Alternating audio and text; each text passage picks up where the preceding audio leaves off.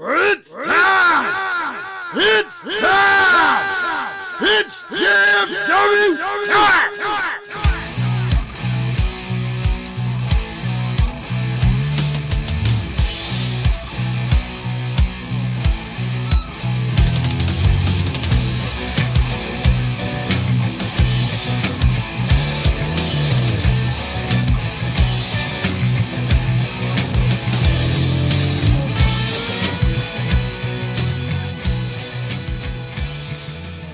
Alright guys, it's that time we gotta step in the ring with the greatest faction in podcast history. Just Freaking Wrestling, the JFW Podcast, hosted by Travesty. I'm Dizzle J. Why does that sound weirder than last time? I don't know.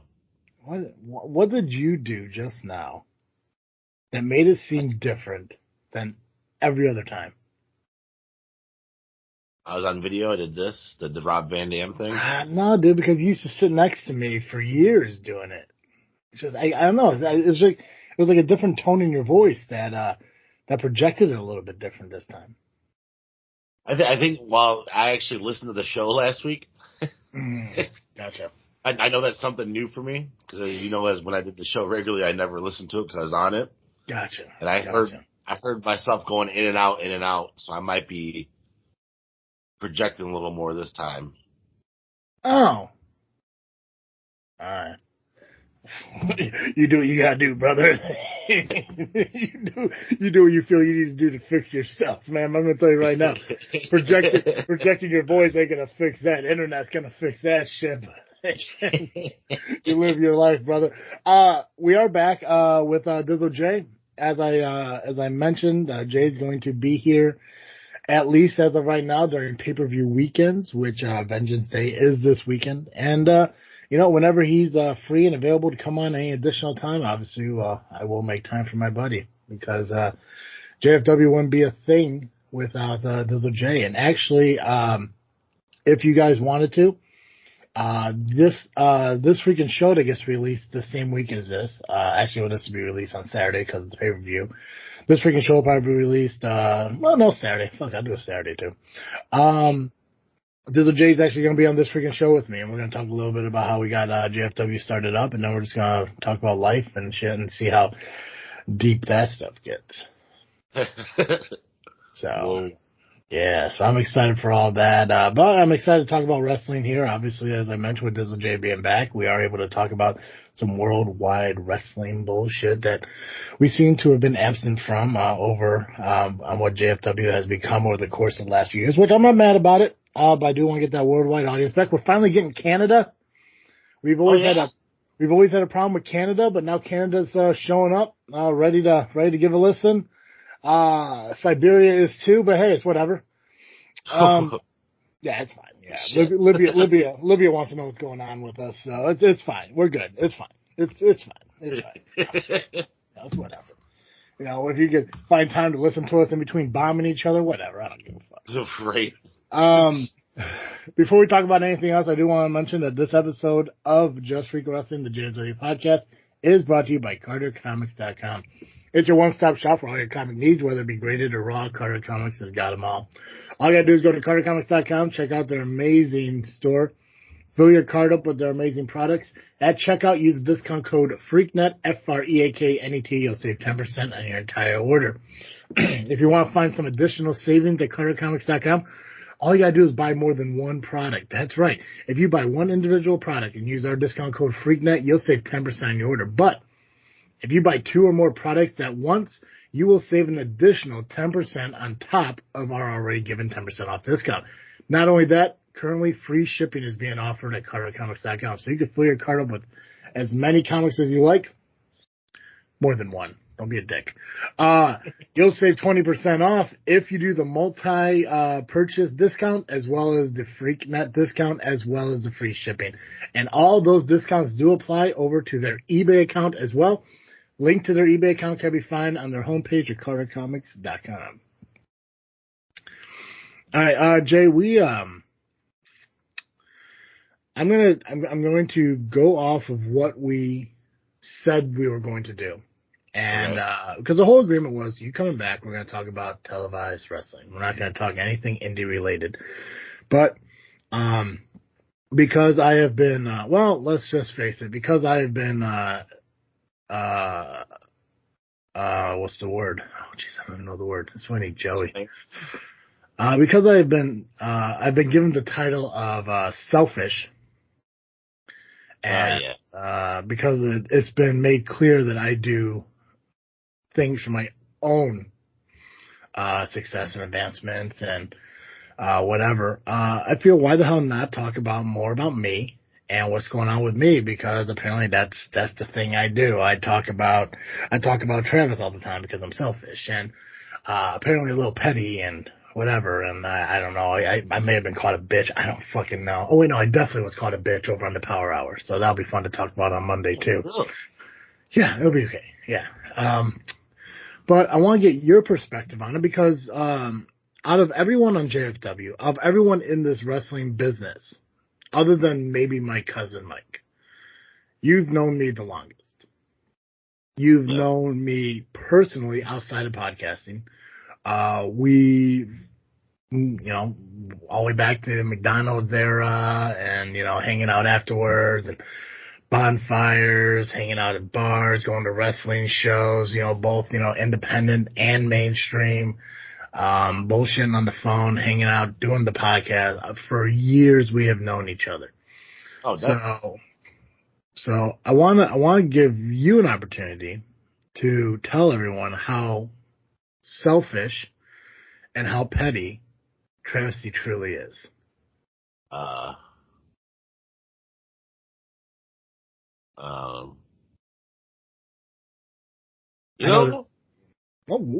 okay, here I got one. I thought I was going to take a moment to collect and find the greatest hits because there's got to be so many. I've never seen it. Really? I've never seen you be maybe petty in not a bad way, but if we did something to somebody or somebody did something to us, we're going to get them back, but nothing like abusive or anything.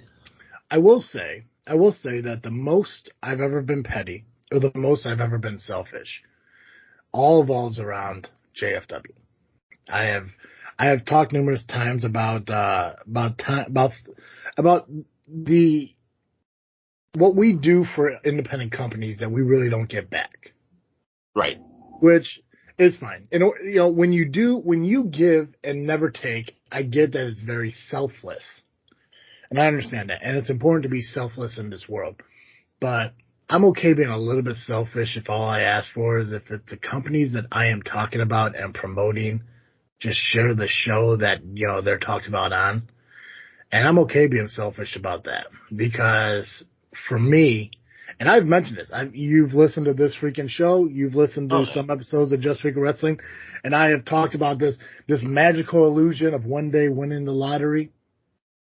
And my dream has always been the same, to create Freaknet Studios and give the co-hosts I work with jobs so we can make this what we do. And I don't see that as selfish, but maybe that is. Maybe it's selfish of me to want to create a company to where we don't have to work for bosses. I mean, we'll work for me. It's my money. You guys would, I'd be your boss. So maybe that'd be a little bit selfish, but, to make money doing this, I don't see it as selfish. But somehow, taking a guy who had no opportunity to be a professional wrestler in SCW, give him an opportunity to be a wrestler in SCW, to give him a championship match for the high voltage title, to give him a rematch for that high voltage title after he was screwed out of it, to then sit on a podcast and talk with him about how shitty and petty the former champion was, to the point where an occurrence happened at Southland Championship Wrestling that I still cannot talk about because of NDAs, but something was booked, wasn't my call, but it was my announcement. And somehow I'm a selfish, petty person because I did all of that to somehow save my job at SCW. How do you save it? So you follow the rules from your job. It's nuts, right? Because the thing is, because when you can sit there and you give to somebody, and then you give to somebody, and then you give to somebody again, all of that is ignored and brushed off and tucked underneath any fucking crevice and crack and hole you could find because of one instance, or incident, whatever fucking word is supposed to be used there, that's outside of your control, that you say, using the words, I feel and I believe, without having any proof or facts behind it, that I put him into a gauntlet match to save my own job because he believes that. That is the only thing that matters in his entire SCW career. That's it. Well, we are in the world of what I believe is real. Yeah. And what sucks is, this is a guy who's our age, and he's acting like a petulant fucking child. Yeah, I listened to this show. I don't understand what he's so upset about. I believe you gave him, at least a week or two's notice that there was going to be a gauntlet match. Yes, 100%. I gave him 6 days. But, to be fair, I found out 7 days before. That's a lie. I want to be honest. I gave him a 5 days notice, and I found out 6 days before. So, I found out on Sunday, and I made the announcement on Monday. So, I'm assuming that he's going against probably his top heels, or the top bad guys in the organization. Yes. So he got screwed from what I listened to on the podcast. Mm-hmm. Why didn't he have someone watching his back? And that's the funny thing too, because I have made that statement numerous times on this show. I am not a professional wrestler. I do not get involved in that ring. Granted, a few months ago, in order to give Nubby that championship opportunity at WrestleTopia, I had to agree that if he lost, to step into the ring with 3 people for 5 minutes. I put my life on the line, but that's got to be a little bit selfish, right? That's selfish of me to sit there and say, fine, Nubby gets a title shot. If I agree to this, fine, whatever. I don't want to do it, but I'm going to do it for my buddy. But we'll brush that underneath the fucking rug because that doesn't matter anymore because something bad happened to fucking Nubby. And then, yeah, so we'll call that selfish. But yeah, I'm the fucking, what was Billie Eilish say? I'm the bad guy? Duh.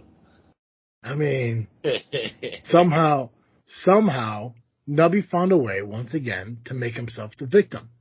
And he was told that he was involved in a match where he would be taking on the Sheik, the Schultz, and Freiberg.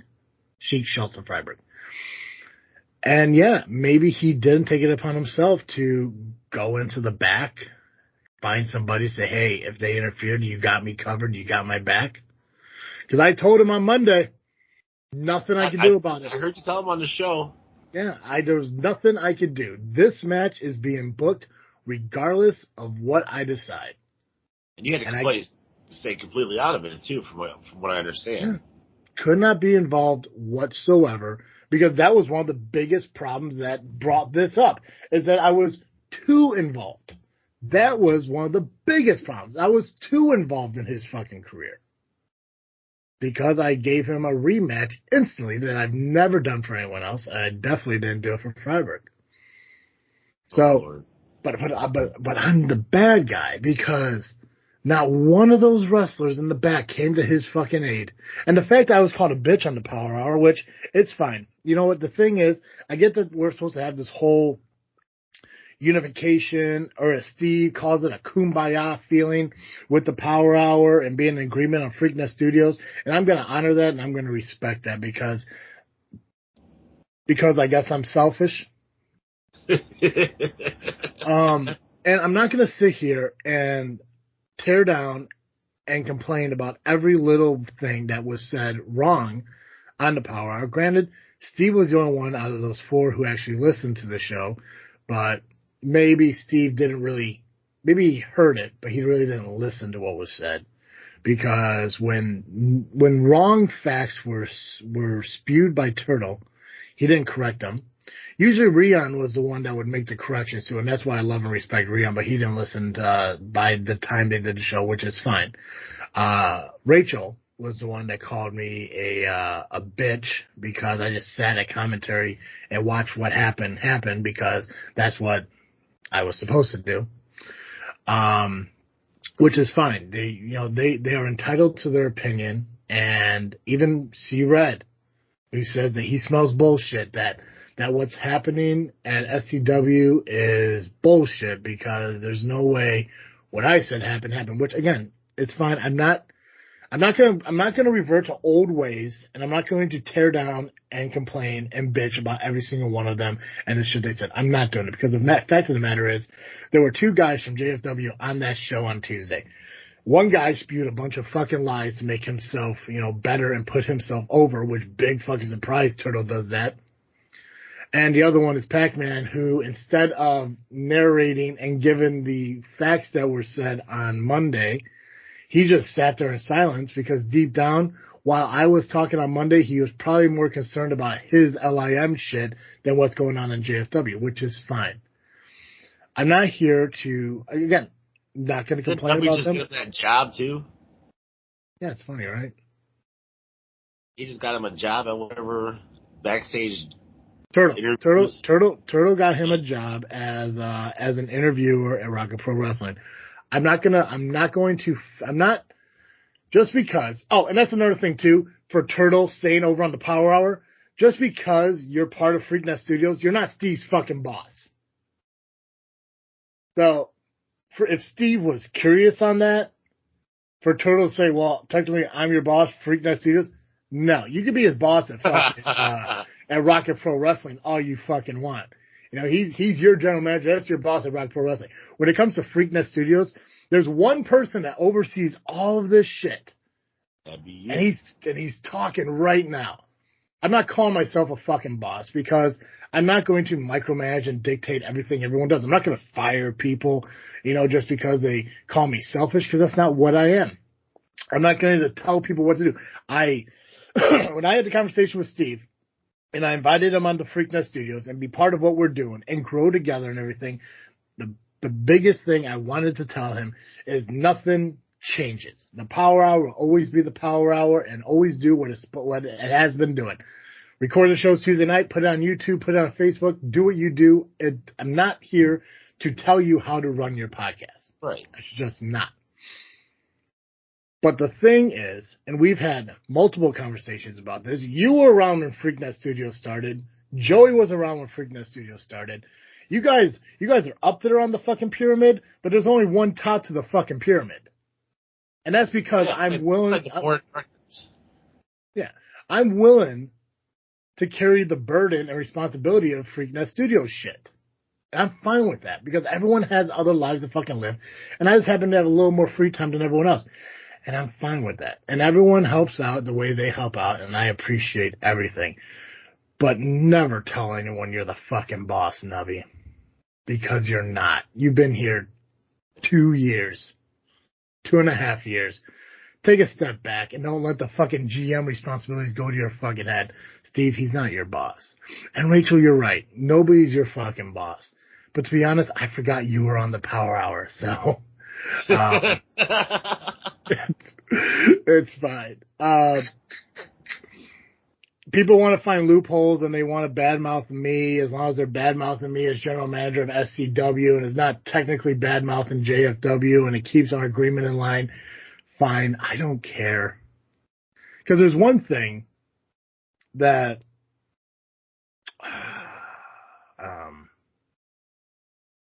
okay. I'll get into it real quick. There's one thing that I've noticed about myself and other people have told me about myself. It's more of a bother when I care less than when I'm talking about something. Like I don't want to call it, I'm not calling it a fucking danger because this isn't a wrestling promo where I'm trying to put myself over as, this terrifying fucking person. But things change a lot quicker when I have a fuck this, I'm done attitude towards somebody than I do. If I'm willing to argue with you, that means I'm willing to fight for something. And I'm not fighting this. And I'm not arguing with this. And if it gets brought up again on Monday because Nubby needs a little extra fucking, bump to be more over than, he is now, that's fine. I'll cater to his needs and I will pander Give him a nitty bottle and a blankie. What's up? Give him a nitty bottle and a blankie. Let's get into that fucking point, right? I know I don't have to defend myself because I know what happened. And the thing is, the people who were involved, like the lawyers, the board, they're not going to talk. They're not going to say anything because they also signed NDAs. I think I've spoken more than I should about it. And the thing is, like, if I wanted to, if I really wanted to, and here, okay, I'll do this, and I'll give Nubby this. This is the one thing I'm doing to secure my job here at SCW. I can tell you everything that happened in that meeting, and in turn, I'll be fired. And I don't want to be fired. So, I guess you're doing something you've always wanted to do. Yeah. So I guess maybe that's selfish of me because I don't want to be fired by talking about what happened in the meeting. Fine, that's selfish of me. But the fact that he wouldn't be wrestling in SCW if it wasn't for me. He wouldn't be champion in SCW if it wasn't for me. But I'm selfish. And he's, like I said, he's entitled to his opinion. And if he wants to bring this back up on Monday, he can feel free to do so. But like I said, everything he said is a lie. Everything he said is false because everything he said is I believe and I feel because he doesn't fucking know. And I told him who to go ask. And he won't do it because he won't believe them because it doesn't fit Turtle's narrative. So, if you in the world feel I am selfish, if you feel I am petty, if you feel that I do things for myself, fuck yourselves. Did you two listen to the show before they came on? No. No, probably not. No? No, probably, probably not. Maybe Nubby did. Pacman didn't know I existed, and so I started bad-mouthing him for being a shitty fucking fan. Then he fucking started listening. So, we always had this saying in JFW, and it's a win is a win. Yes. So, therefore, a loss is a loss. If you're a fighting champion like you claim, don't get on a fucking podcast on a mic and start bitching and moaning. Yeah. Get your championship back. Yeah. Go for it. Get someone to watch your back. I never went into a fight by myself, just in case. Yeah. But he chose. He chose to not find backup. Somehow, of everyone who didn't help him, I'm the only one at blame here. Because, again, Rachel said I was a bitch. Because I wouldn't do what Steve would have done, and that was come to Turtle's aid. But Steve was 15 feet away from the ring that night. I was up on the stage. So Steve was literally closer to the ring and could have maybe done something, but he didn't, and that's fine. He didn't have to. That wasn't his responsibility that night. His responsibility was to announce matches, and he did a great job at it, especially with it being his last time at SCW. Good luck to brighter futures and other things that you're fucking doing, man. Glad you're with SCW. But that wasn't his responsibility that night. No wrestler in the back came to his aid. Well, it wasn't their responsibility that night either. The only person who's at fault, the only bad guy in that entire fucking building was the one guy who was legally restrained from doing anything. But I'm the bad guy, Jay. I'm the fucking bad guy. Wow. And I've been the bad guy for a lot of things, but not something that dumb. Yeah. But silver lining is, Turtle is now co-general manager of Rocket Pro Wrestling. He gets to wear the burden of things that I do. So now when shit happens at Rocket Pro Wrestling and he doesn't fix it or correct it, I'm going to ask him why. Why didn't you go out there and stop that attack from happening? Why didn't you change the ending to that match? Why did you allow this to happen? And then when he tells me, well, I was busy backstage doing this. I didn't know what was happening. Yeah, man, but the fucking shit goes out on YouTube. You can check out Rocket Pro Wrestling on fucking YouTube. And when you go back and see it, you better make some fucking rematches. You better change the fucking record book. Because apparently I'm a shitty fucking general manager who gave you your fucking chance at Southland and gave you a title shot. But I'm the bad guy. All right, yeah. so I spent way too much time talking about that, but you're fine. It just infuriates me to think that people honestly can sit there and believe out of everything I've done in my life, and not even just wrestling, but in my life, and can sit there and say that I'm selfish and I look out for myself. Bullshit. It sucks because it's like I'm not a scorekeeper. I don't note every little fucking thing I do down as a hero moment or whatever that is. It's just it's first off, it's being a good Christian. I'll fucking say that. You look out for others and people you care about and shit like that. And I felt that in the 34 years I have been in life and the 2/3 of that I was able to do things on my own or willing to help in things that I could. I think I did a pretty fucking good job at being a good person in this world. Like I said, outside of podcasting, I don't find myself ever to be selfish or petty about anything, but I will be selfish about this fucking podcast because I do believe in the time that we have done this and the content that we put out and the people we talk about and the companies we talk about. Our viewership should be a little bit higher, but because those that we talk about don't share what we talk about with them, shows who's truly petty and selfish in this fucking business. And people want to sit there and ask me why I see this as a business and not a dream or an ambition anymore. It's because of those fucking people who look at it like, oh, cool, another podcast talked about us and moved the fuck on. Because apparently clicking a share button is so damn difficult in this fucking world. I think you're confusing petty with driven at the moment. And that's exactly what you are for Freakin' Studios and Just Freaking Wrestling and this freaking show. And the Power Hour as well, because we're all teammates. Yeah. So it's driven, not petty. I'd be careful, Jay, because people will accuse you of, sucking up to me. Be careful. And people get sucked by fucking nuts. Be careful, because I can see Nubby Monday Night Now saying like, oh yeah, I mean sure, you got Dizzle J over there sucking your dick, telling you how great you are, because he'll do that. Because if I know Nubby like I know Nubby, he reverts to the lowest common denominator and finds the one thing that maybe everyone's thinking, but is a cheap pop, I guess you would call it. We in the business would call it a cheap pop. Like when he calls Freiberg a bitch.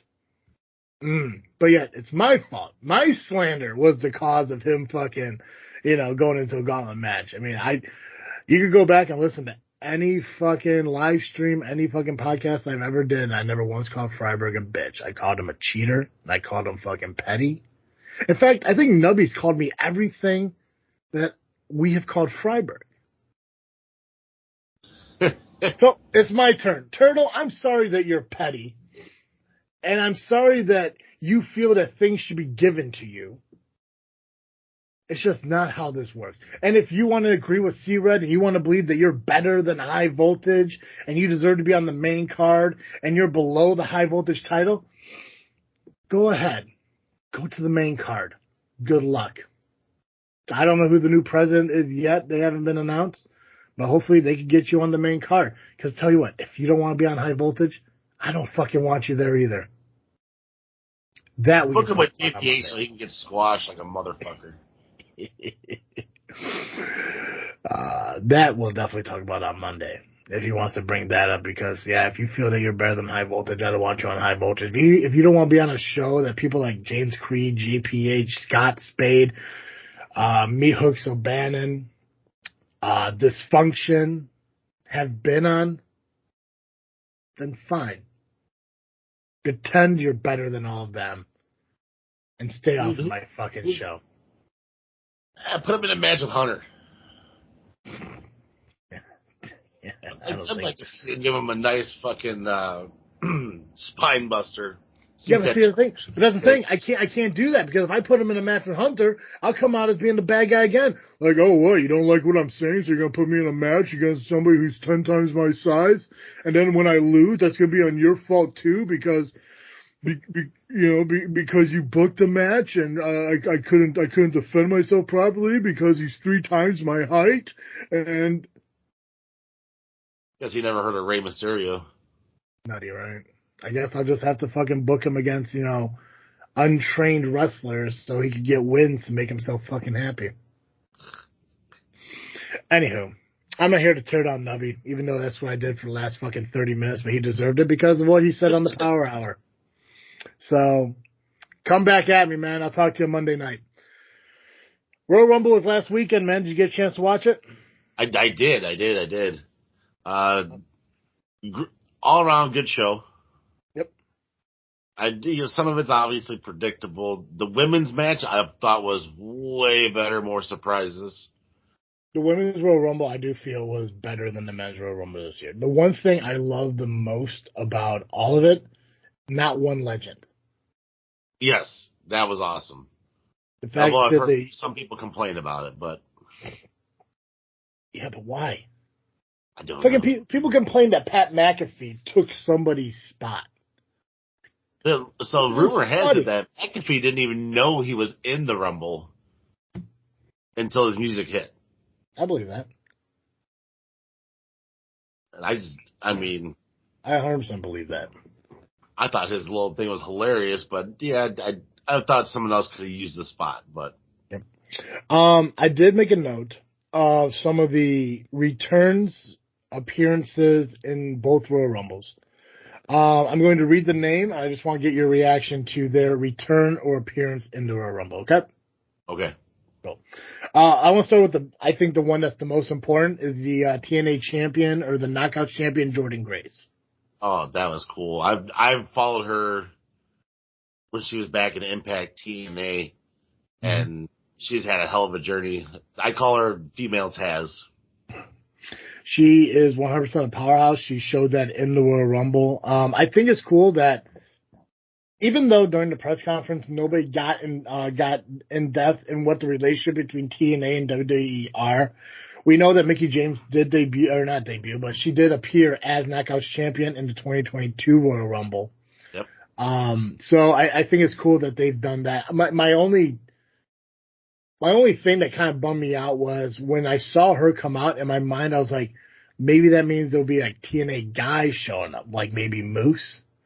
But obviously that didn't happen. But I think it's obviously, Scott D'Amore, or as you call him, D'Amore, his relationship with WWE obviously is something that's now documented. And I don't know if, TNA is now going to become another NXT or, something where, they're gonna, we want to get our guys from here. I don't know if MLW is part of that or some shit like that, but, I think she did a great fucking job. And she got in there, went to fucking work, and did not have one problem whatsoever. For a while.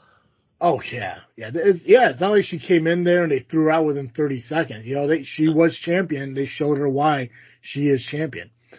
In case you guys didn't know, there is a pre-taped match that Naomi will be featured on this coming week of TNA.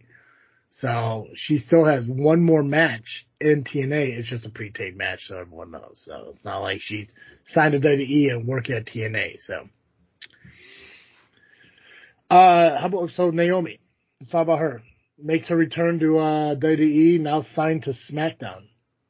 I was shocked she came in so early, but it was nice to see her. I think she lasted about 40-something minutes into the match too. She did a great job. Also, she got a big pop. Mm-hmm. So that was cool. So I know everybody always thinks that, are they going to remember me? That they miss me? Yeah, obviously. Yeah. I'm sure her happy too. Yeah. From NXT, we had Roxanne Perez and Tiffany Stratton. And I'm not too familiar. NXT, I hit and miss NXT, so I know Stratton's one of their big ones that they're looking at, even possibly coming up soon too, from what I've been reading. Well, by that statement, you clearly didn't watch SmackDown. No. So Tiffany Stratton did come up. She is officially on SmackDown now. She actually was NXT Women's Champion until she lost it to Becky Lynch not too long ago. So I'm not a big fan of her gimmick. It's very like Paris Hilton, early 2000s, fucking Simple Life kind of gimmick. But she's a tremendous talent in the ring. And Roxanne Perez, granted, she is on Vengeance Day's match card, which we'll do the predictions for that here towards the end of the show. She hasn't been called up yet, but I'm sure it's only a matter of time, which is also weird. As a side note, another question for you. How do you feel about these debuts happening before WrestleMania? Because we're used to seeing debuts happening the Monday after WrestleMania. Honestly, it doesn't bother me one bit. Okay. I think the Royal Rumble is probably one of the best ways to introduce somebody to the world. I mean, if you like I said, I half follow NXT, half don't. So for me to see these guys on the main roster at that, and now you got multiple people at one time you're working in the ring with, that'll give me an idea if I want to watch you again. Mm-hmm. If you're working with the same person day in and day out, well, obviously you're going to know what that person does, but now you're in the Rumble. Now you're working 2, 3, 4, maybe even 5 different people. Yeah. In all different shapes and sizes. Yeah. What about, do you know who Maxine Dupree is? Yeah, vaguely, but she looks like she's still a little green to me. Very green. A lot of people are saying that she needs to be released, and I don't think that's the case. I would just think maybe not put into situations where she's going to get like a pop or, get some, too much time. She is still fairly new. Liv Morgan returned, which I thought she was in jail, but I don't know. Oh, yeah, 'cause she got popped for the weed. Yeah. Yeah, the devil's lettuce. I'm shocked. I guess he's not around no more, but, she's always good. I think she'll probably be, I don't know, I see her more of an enhancement talent. She has improved over the years. As long as she keeps improving, she'll be a top star. Yeah. And obviously the biggest one outside of Jordynne Grace, Jade Cargill finally made her debut. And I think that she made the biggest impact she could in a debut with what she did to Nia Jax. The whole, that was my Christ on a cracker moment. The way she just picked up Jax like a fucking sack of potatoes, bro. Yeah. I was like, holy shit. Right. Now, I'm sure like Bianca Belair could do something like that. I'm sure maybe even Jordynne Grace had the ability to do something like that. But the fact that they saved that moment for Jade Cargill shows that, this is going to be a powerhouse in WWE. And I'm so glad that they waited for that moment to bring her on. Now, as far as I know, she's not assigned to any show yet. So it's still up in the air. We know Tiffany Stratton and Naomi both have been signed to SmackDown. We get into the guys' Royal Rumble, and this guy is officially signed to Raw, and that's Andrade. Oh, it was nice to see him back. Yeah, I'm a big fan of his. I thought over in AEW that they just don't know how to use certain people or don't know how to put them in storylines. I mean, he was just on the show not too long ago for AEW too. The problem with AEW. And it's not my pettiness for AEW. It's just like, I don't like them. But they will sign these former WWE guys, put them into matches and spots and storylines for like 6 to 9 months, and then they're just sitting there waiting. And then once their contract is about up, they kind of like, okay, let's get you back into something. Let's see what we can do with you and something. But by that time, it's too little, too late. I've heard rumors that Aleister Black and Buddy Murphy might be at the end of their contracts, and they may not be re-signing, and I hope to God that they make it back to Oh, that'd be awesome. To WWE, especially if they became part of Judgment Day. Well, I mean, Murphy would have to kick Dom's ass. God, yes. Omos. Or Omos, whatever the fuck you want to call him. He's always been impressive, so I don't know where he's been. As big as he is, like, he doesn't move. Stop. We don't have to put everyone over. You don't have to lie and say that, he looks good in the ring. I thought he did. To say that he looks good in the ring is comparing fucking like saying like Great Khali had the athleticism of a fucking luchador. Or fucking Giant Gonzalez was so nimble in the fucking ring. Big fucking dude. But I'm just saying, that dude throws one fucking drop kick, I'm done with this podcast. What about a missile drop kick from the top rope? No. No Big Show? He's not even as fucking agile as Big Show. Even in Big Show's worst years, he wasn't as agile as fucking Big Show.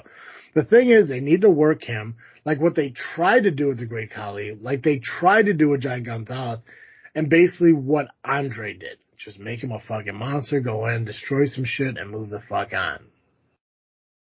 Yeah. You don't need to give him a fucking personality. It just doesn't work that way. I hate his little outfit too. It's so dumb. Yeah.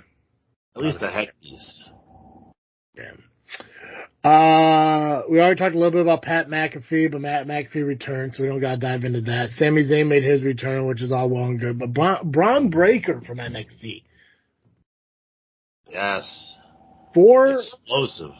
4 eliminations, tying the most of the night with Cody Rhodes.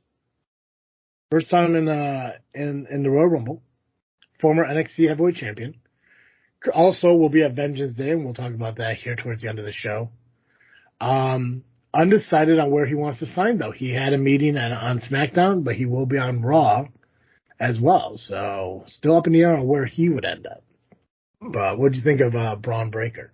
The son of Rick Steiner, the nephew of Scott Steiner, the tag partner of Baron Corbin, the boyfriend of Cora Jade. Got all kinds of cool titles. Right. I think he's impressive. From the stuff I've seen, and even before the Rumble, dude's just a beast. Yeah, and he can go. Yeah, I think the only thing that would hold him back just a little bit is maybe the height. He is a bit of a shorter dude. So if this was like Vince McMahon era, he probably wouldn't have a shot. I think I would go with the Steiner last name too, but that's just me. Well, see, that's the thing. Like, people can change their names, like people have been known to have their names changed and shit. And it's like, and a lot of people go back and complain about the whole Brian Pillman Jr. thing, where he's known as Lexus King. It's like it's developmental right now.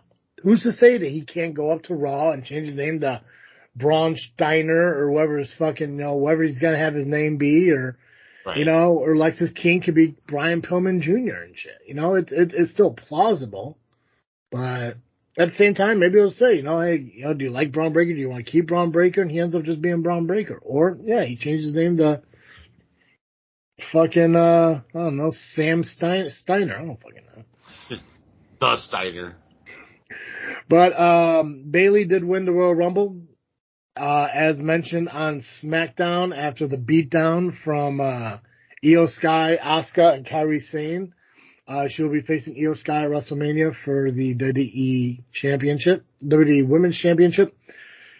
And Cody won the Royal Rumble, and we all expected him to go and face Roman Reigns at WrestleMania, but from the return of The Rock last night on SmackDown and the stare down with Roman Reigns in the corner, and the fact that Cody said himself that he would love to do it, but this isn't his place right now, and walking away. Still, I guess he never made an official decision, but it does sound like, Cody will be facing Seth Rollins at WrestleMania. The Rock will be facing Roman Reigns at WrestleMania. Do you believe that all this has to do with the fact that CM Punk tore his tricep in the Royal Rumble and changed everyone's plans? I think it has something to do with it. I mean, I don't know how much, but even we talked about that Rock and Roman didn't have to be at WrestleMania. No. I know that's where everybody wants it to be, but mm, they don't need it there. Now, I guess with Punk hurt, so he won't fight Seth. yeah. But do I want to see Seth and Cody go at it again for the fourth time? Yes and no. It put on 3 hell of a matches. The problem is the last time they faced each other was in Hell in a Cell. How do you top that? I have no, like, that's usually the end of the feud. Yeah. Like and a not hell only of a cell or a cage. yeah, and see that's the thing too. And not only that, Cody wrestled him with a torn pec and still won. Like there's no above that at that point. Like if Cody went into that match with a torn pec and lost, then yeah, maybe go to WrestleMania and said like our last match, yes you won, but I wasn't at 100%. I'm 100% now. Blah blah blah blah. Shit like that. If the championship was on the line in Hell in a Cell and Cody went into it with a torn pec and lost, then it builds a story for why he's facing Seth Rollins at WrestleMania again. But there's no build from before other than this is the Dusty title. This is the workhorse title. It's like, I'm sorry. You're going to go face a dude at WrestleMania who's currently at home nursing a knee injury in hopes to be better by fucking WrestleMania. There's no build to what's going to happen. And I think it's all this big scramble is what it is. Yeah.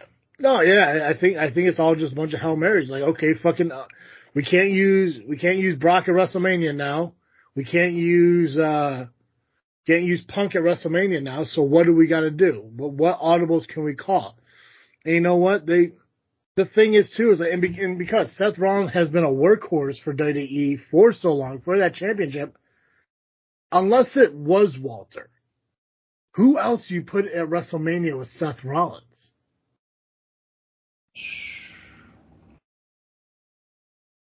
That's a good question because he had matches. Doesn't right now there's be a hard sell because there's not a whole lot of room to make a story out of it unless you go back and do like a Shinsuke and have him come back. But Walter makes the most sense. Yeah, so if I was booking WWE, which taken from recent history of what we've said on this show and what's happened on TV, we are booking fucking WWE. We're just not getting paid for it. I would have kept Cody with Roman Reigns at WrestleMania, and then at Perth they do a number one contendership elimination chamber to determine the champion, and then AJ Styles wins that, and then you put AJ versus Seth at WrestleMania because granted they have wrestled a handful of times with each other. It hasn't been that long there hasn't been a recent bout between the two in a while, and now AJ is going to be the heel in this. To me, that makes sense. Or Karrion Kross. Give Karrion Kross an opportunity to do it. Finn Balor, you can fucking get. It's like there's a couple, but the problem is there's none that make sense. Unless you're looking to split up the Judgment Day fairly soon, you can put Finn versus Seth, put the title on Finn, and then just have fucking Damian Priest seething in jealousy while he's Senior Money in the Bank and his friend is holding the title that he's been trying to cash in on for months. And eventually he cashes in. Man. Yeah. See, all of this shit, everyone's excited for The Rock to come back. But whatever happened to all these fucking marks out there saying like, oh, look at that. Rock taking another spot from another guy at WrestleMania. Not one of those motherfuckers are fucking woken up yet. Because it ain't noon yet. Hey, I don't blame him, but... Shut up. Ease up there, bro. He's up there. Sit there and furrow your fucking ponytail a little bit more. I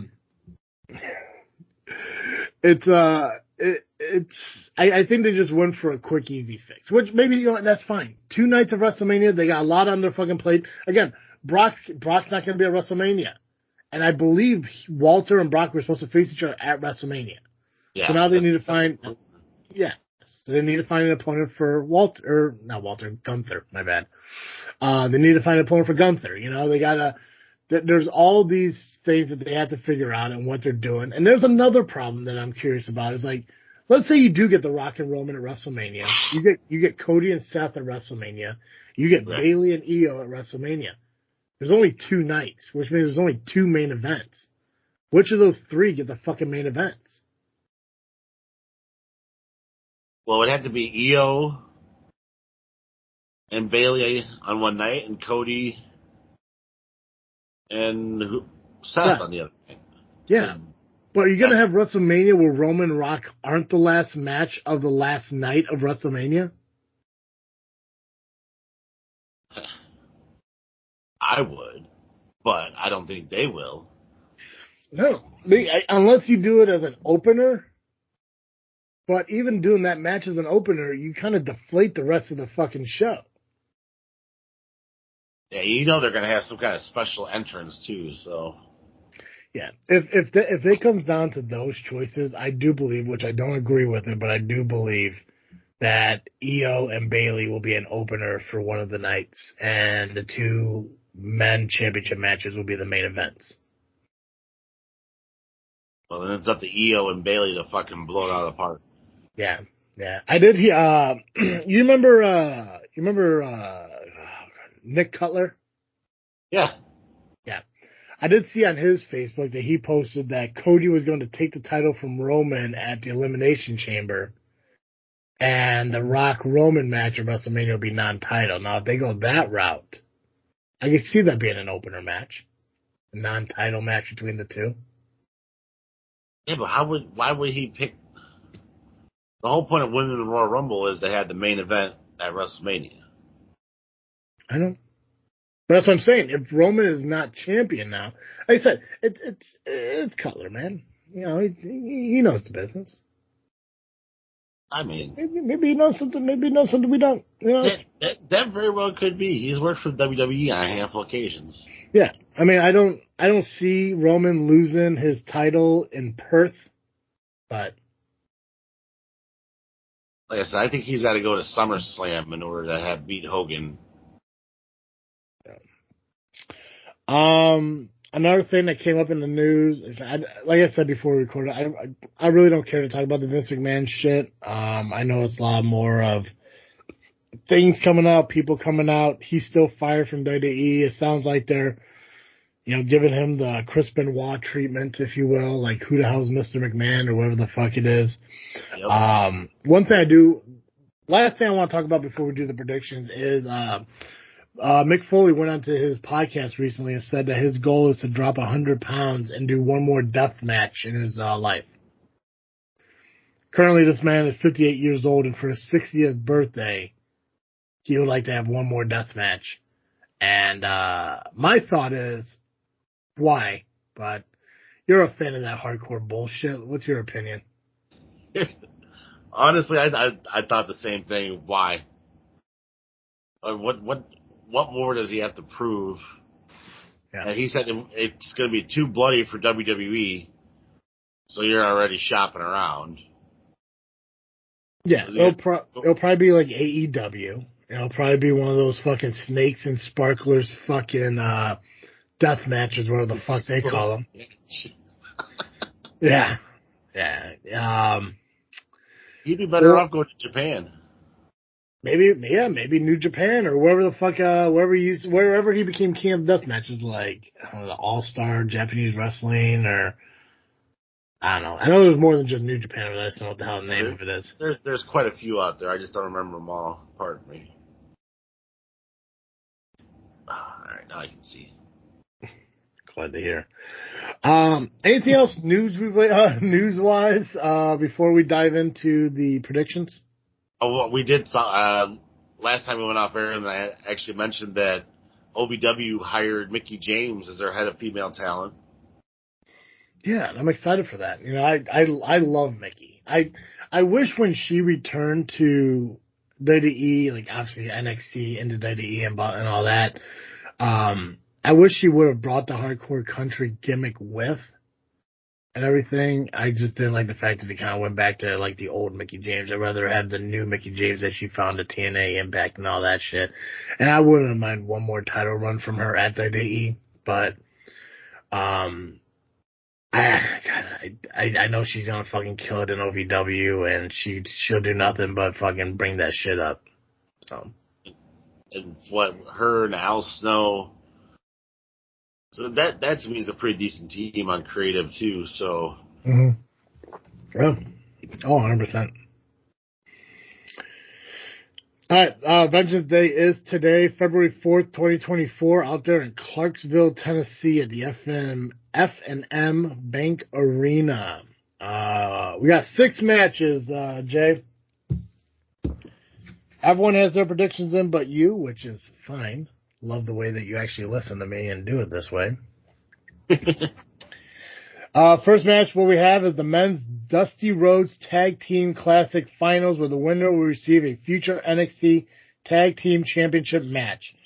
We got Baron Corbin and Braun Breaker taking on Carmelo Hayes and Trick Williams. Now keep in mind, Braun Breaker is, shopping around on what, show he wants to be at.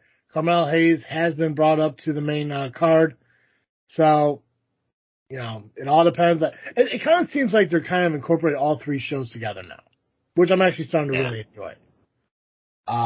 So who's your prediction for this match? I got Breaker and Corbin. Breaker and Corbin?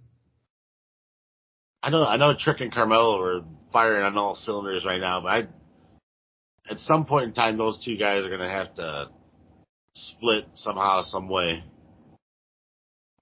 Yeah. I'm going to go Breaker and Corbin. Nubby went Breaker and Corbin.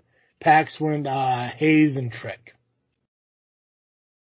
Single match for the NXT Women's Championship. We got Valkyrie taking on Roxanne Perez. Valkyrie being the current champion. Perez obviously number 1 contender. I'm going to go Valkyrie. Okay. All of us went Valkyrie too, so. Singles match for the NXT North American Championship. We got Oba Femi. I'm not sure if I pronounced that right, but, whatever. Current champion taking on Dragon Lee. Ooh. I'm going to go Lee. Okay.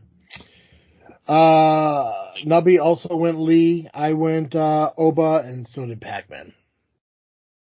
So, have you seen Oba Femi? No. I'd look him up. Can't change your answer now, but I'd look him up. I'll probably see him tonight. I'll watch. Fuck yeah, man. 6-person mixed tag match. We got the family, Tony D'Angelo, Channing Stacks, Lorenzo, and Tony D'Angelo, Channing Stacks, Lorenzo, and Adriana Rizzo, taking on OTM, which I think it stands for Out of the Mud. I think that's what they said in their promo on Tuesday. But it's Lucian Price, Bronco Nima, and Jada Parker with scripts. So, you got the family or you got OTM? I'm going to go with the family. So I think I've seen some of those guys. Those are the guys that wear the funny hats. Talking about the Pope? No, like the Michael Jordan used to wear the hat. Yeah, whatever. Jordan? Yeah. But he wore his the golfer hat. Yeah. Okay, yeah. Tony D'Angelo is actually from Power Entertainment. Oh, no shit. Yep. I also went with the family. Nubby and Pax went OTM. No disqualification match, Joe Gacy versus Dijak.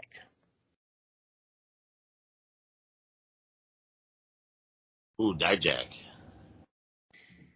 Okay. I like that guy. Me and Nubby went Gacy, you and Pax went Dijak, and then finally, singles match for the NXT Championship, Ilja Ilja Dragunov versus Trick Williams. Ooh. Damn, that whole pay-per-view is worth the watch just to watch that. Yeah. I'm going to go Dragunov. Let's see. You, me, and Nubby win Dragunov, and Pax win Trick Williams. Pacman did win the Royal Rumble last, he did win the Royal Rumble point. I guess I can't say he cheated, but he didn't play by the rules properly, but I guess that's on me for not, telling him a dark horse pick means, not picking, Cody Rhodes or whatever. So. I did the same thing. No, you didn't. You picked Walter. Oh, that's right. I picked Punk and Walter. Yeah. Oh, yeah. Fuck him. He cheated. He fucking cheated. But I'll give him the point anyways because he says he didn't fucking understand, and I don't know. Maybe it's me just trying to be less selfless by allowing him to keep the point. I don't fucking know. But he did win, and I'm glad we're doing this. I'm glad we're doing the point prediction thing. I'm glad that stuck around longer than you have, which is fantastic. Oh, before I forget again, let's do the freaking 5. Oh, yeah. Yeah. So for those of you who don't remember or you're new and you don't know what we're talking about, Dizzle J used to do a freaking 5 over here on the JFW podcast where we would post out on the social media hey, give me top 5 blank, and we would read them on the show and give shout outs to people who contributed. So I did post it over on another page, and I haven't looked up and see if anyone commented on it. So Jay, if you would, how about you take the freaking 5s that are on our Facebook page, and I'll go look at that group page and see if anyone commented. Oh, there it is. Sorry, guys. No, you're fine. Fuck what people think. God damn, don't apologize to people. What the hell's wrong with you? All right, so the freaking 5 was the top 5 attraction matches. So, to me, that was non-gimmick, but some people went, it's your opinion, so that's what we're going to go with. Aaron Xavier had Hogan versus Andre, WrestleMania 3. Rock versus Hogan, WrestleMania 18. The first War Games, I love the War Game matches. HBK versus Undertaker. World War III Battle Royale. What was that? World War III 95. Thank you, Aaron. He's also a wrestler for SCW, isn't he? Yes. Oh. Well, Aaron Xavier, former SCW heavyweight champion, former SCW tag team champion, current associate of Sabotage. And apparently the reason I put Turtle in a gauntlet match. Oh, that's the guy. That's the guy. Right. From what Turtle believes and what he feels is correct. Chris Hendrickson, I hope I said that right. Sting versus Flair, final WCW match. Hold on. That Chris, that is my commentating partner over at Southland Championship Wrestling. Oh, really? Yeah. Cowboy Chris James. Cool. Bruno Sammartino versus Larry Zbyszko, heel turn match. Ric Flair versus Shawn Michaels, I'm going to assume the retirement match. Road Warriors versus the Freebirds. Magnum TA versus Tully Blanchard, I Quit match. Do you want me to read yours or? Yeah, fuck yeah. So, man. Travesty. Boom. Rock versus Hogan. WrestleMania 18, Taker versus Shawn, casket match. Ooh. Mm-hmm. Royal Rumble 98, Hogan, Rod versus DDP, Malone, Bash at the Beach. Bray versus Cena, Taker versus AJ Styles. Well, you did some good ones. Fuck yeah. I'm a wrestling fan. Come on now. Yeah. I had Mr. T and Hogan versus Rowdy and Orndorff. That was WrestleMania 1, right? Yeah, I believe so. Yeah. Hogan and Rodman versus DDP and Karl Malone. Oh, God, dude, I'm so glad you didn't say fucking Jay Leno. If you would have done DDT and Leno, I would have hung up. Like, oh, fuck you. But you know what? I thought about it for a half a second. Bad Bunny versus Damian Priest. Wait, say it again? Bad Bunny versus Damian Priest. Oh, in Puerto Rico? Fuck yeah. In Puerto Rico. Yeah. Is that 4? And then I also had Bray and Cena. I loved the concept of that match. It was great. Plus, seeing in the NWO shirt was kind of awesome. That was fun cool. And the fact that, granted the pandemic sucked and it was shitty to not see fans at wrestling shows, it really gave us 2 really incredible matches that were unique and different. You know, obviously Undertaker, Styles, and Bray and Cena and stuff. Those. I can't fucking find it. I'm sure if I scroll through this thing for a long, long fucking time, maybe I will, it'll come across, but people are really active in this Real Wrestling Fans group, and I mean, I'm scrolling constantly, and I'm still only into this week, and I think that was posted like a couple weeks ago, so. Oh yeah, I follow them too. Is that the ones that are the AEW marks?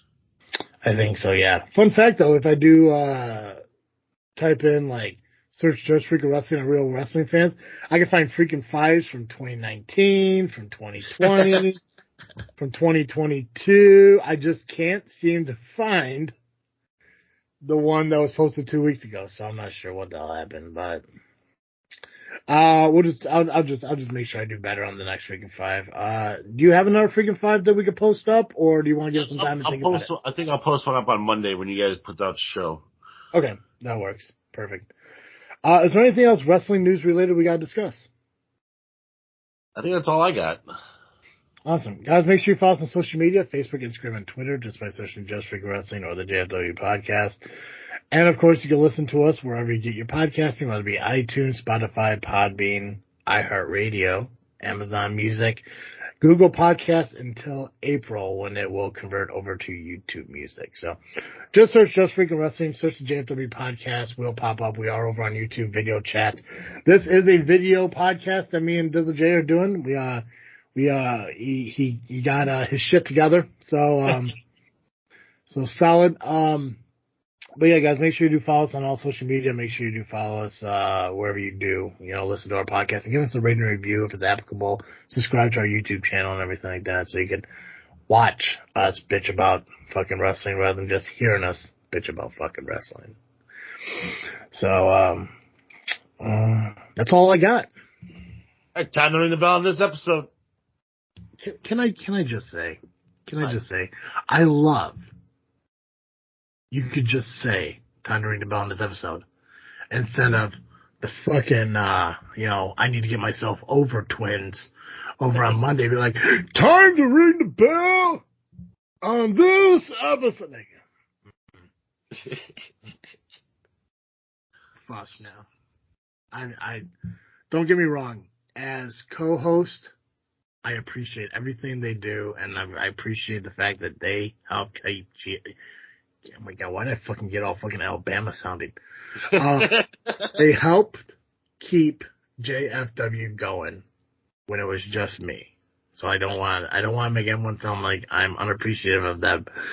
But the fact that I can come onto this show and do this with you, and all you say is, I'm Dizzle J, time to ring the bell on this episode, instead of, I'm the podcast papa, the pinner of Damian Gray, the leader of the LIM, the booker of Fan Wars, the friend of the neighborhood, the son of parents who don't love me, PX, Pacman, podcast papa, shut up Santino, or Nubby who, can no longer call himself the high voltage champion because he fucking lost.